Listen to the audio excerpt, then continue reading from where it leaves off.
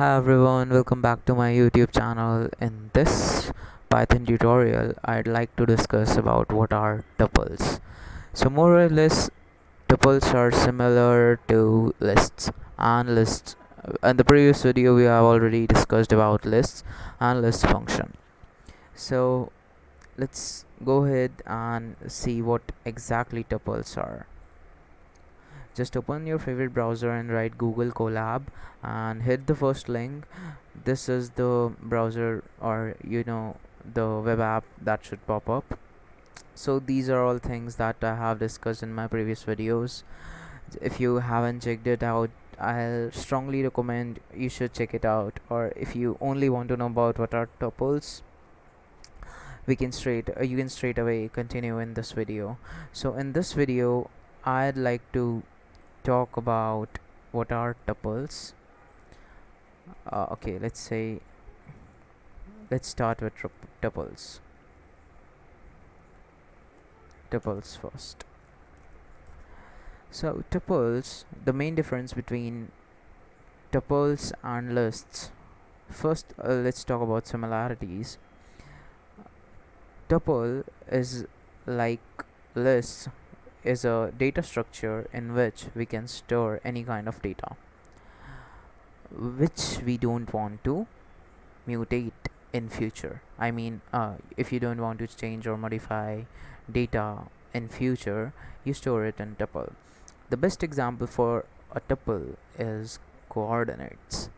So let's say you want to make a figure and you have coordinates for it, so you would prefer to store it in a tuple format or tuple data structure so that no one can change it afterwards.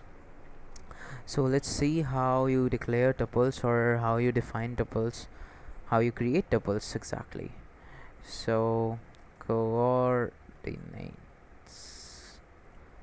equals, let's say 4,5, and this goes in parentheses. So this is how you create or initialize a tuple. Now if you just want to print it out, you will write print statement, and under parentheses just write coordinates, and in the square brackets just write the index value that you want to print out. Let's say index value 1. So in this case, 4 is at index value 0 and 5 is at index value 1. So here it is connecting to Python 3, my Google Collaborate tree. Once it's connected, it will start, I think. Yeah, there should be no problem. Okay, so yes, here you go, 5. As I have told you before, any index you pass here will reflect in here, because this is the way you print tuples. If I write 0 here and hold shift plus enter, it will answer you out 4. In the most of the cases, what you do to make some good storable data, or in the wide way how tuples are actually used, is you just make a list of tuples. Let's say I have 3 coordinates for making a triangle, and here are the 6 and 7. So these are all imaginary, hence it may be controversial that these can't be the coordinates, or that it is just for example basis. So this is how you can also create a bunch of tuples under a list format. So this is what exactly how you create tuple and how you access tuples. So let's move ahead with our next topic, and that is loops. In this video we are going to talk about especially for loops. So what for loops are exactly? Okay, for loops. For loops are nothing but it is a kind of loop or a code that continues running until it satisfies a condition.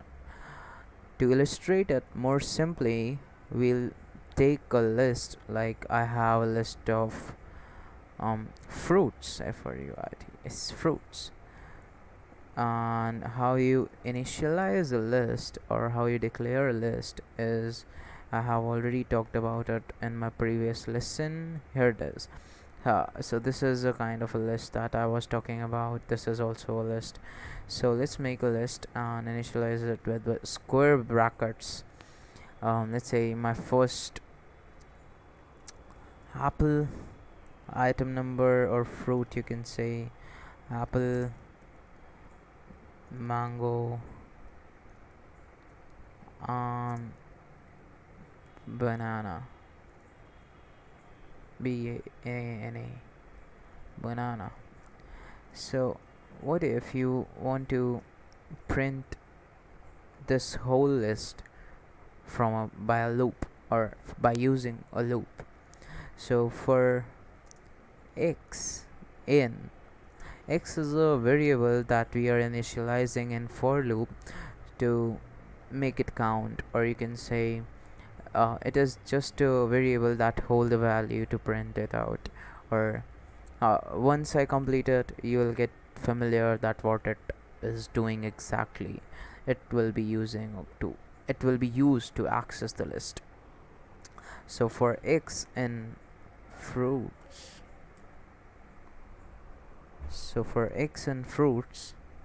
we'll print x, and if I hold shift plus enter, it is saying apple, mango, and banana.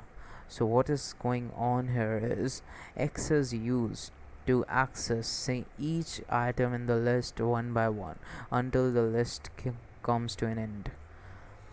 Now this loop will again and again will be executed until the listing or either the condition is satisfied. So where you can put conditions in a for loop. Let's take this example only, and we'll try to print this list until it finds mango in the list. Okay, so if we'll take a condition here, if else is a conditional statement, so we'll talk about it later. If x is equal to equals and equals means this value will completely be equal to a mango. So until and unless this x finds mango, this loop will be executed, and then we'll break the loop. What break does is, when this condition will be satisfied, it will break whenever it sees mango and this condition will be satisfied, it will break the loop and print the statements or print the result. What happens is, first x will be equal to apple, then the program continues and it checks that if x is equal to apple, it's not. Okay, so it means that it needs to be executed further. So once it does, it will move on to the next fruit and will compare it again with mango. Okay, it does, and it will break the statement and print out the both of the result. Now what if you want to print a lists item till mango but excluding mango? Now what will happen, you just have to cut print statement from here and place it right beneath it. That doesn't mean that if I am doing it in a bad mannered way, but to be more illustratable, we'll write it like in here. Let's code it all again. Okay, so for x and fruits, if x is equal to, okay, there are three equals to now, equal to mango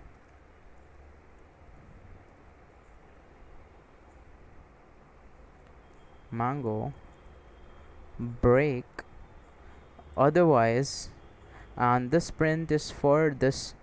Now the print that I'm going to write here, this one, print x, this print is for this loop, not for this, because it is indented with this but not with this. So this is a complete other function, and this whole is another function.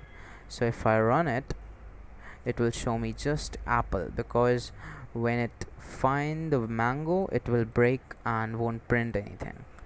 So this is completely what are for loops and what are its users.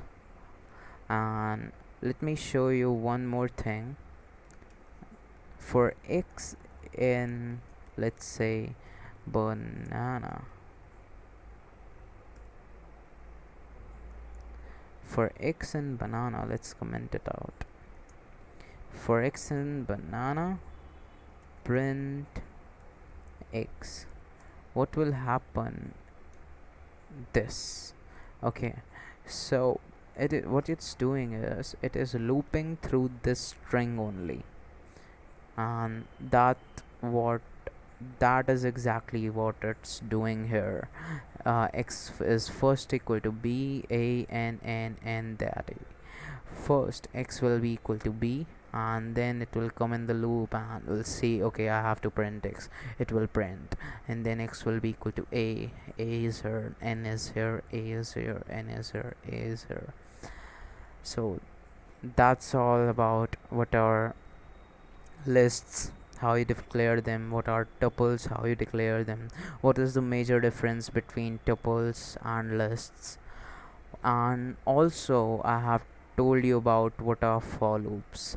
And don't worry about the if statement. If is a conditional statement that I will be discussing in the next video, just to not make this video long enough to get you guys bored of. So don't forget to check the documentation again and again for your better reference, and I'll leave a link in description for the documentation. Just please check it out. It is super super super important and super easy to use. So till then, do like and subscribe if you find the video useful and informative. And thank you so much, guys. See you in the next video.